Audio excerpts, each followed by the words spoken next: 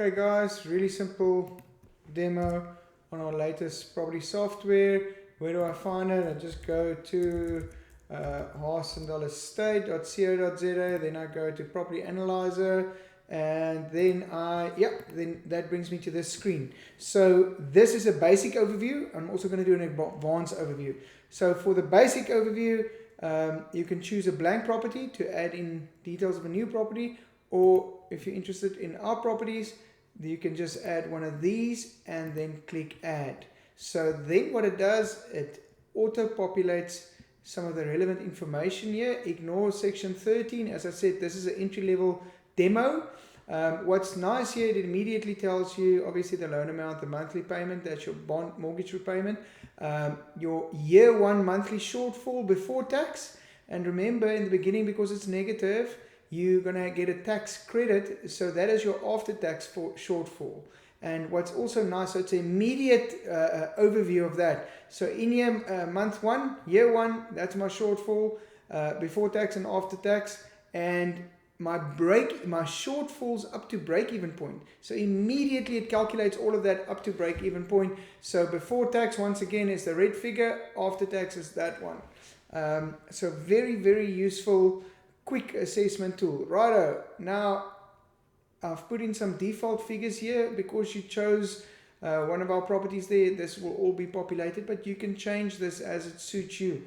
This specific property is 18 months before transfer. Sometimes you just need to click in a box there to see this auto populates. So this now calculates this value at the time of transfer based on the capital growth rate that is in here. Once again, you can change the rates to suit you. The next one, don't worry too much about things here other than your marginal tax rate, your income tax rate. The rate that you want to use, just put that in for now. And then what we want to do here, I want to look at this over 20 years. Let's say Silverviews Studio. I want to look at that. And what graph do you want to see? Cash flow after tax, monthly cash flow after tax. That's obviously annual cash flow after tax, cash flow before tax, cumulative cash flow, equity, property value, internal rate of return, everything is here. So let's just keep it simple. Let's go to that one. It automatically populates. And there you see this is my shortfalls and up to break-even point based on the information that I've entered previously. Righto. So here's just an assessment over a 20-year period. Your tenant will pay you almost 5 million. You will pay the shortfalls up to break-even point. In this case is 202,000, and that's SARS net contribution over this time. So interesting assessment there. And then this is the nice one. So what we've got here is your 20-year projection, and remember you can do this with multiple properties. So it shows you what's my value after year one, obviously my equity, difference between the current value and what I paid for it. Loan balance, monthly or annual rent, operational expenditure, this is what I'm paying the rental agent, and the levies, rates and taxes, any other fees, maintenance, those kind of things, vacancy fees, if I put those in there, they will appear here. Interest, this is important. So from a tax point of view, remember your interest portion of your bond is tax deductible. So that's the principal portion for the year, that's your interest portion. Section 13.6, we didn't apply that because this is the basic demo. We're going to do the advanced demo after this. So taxable income, before tax, that's my tax paid, but in this instance it's a credit, it's a negative amount. So cash flow pre-tax was that.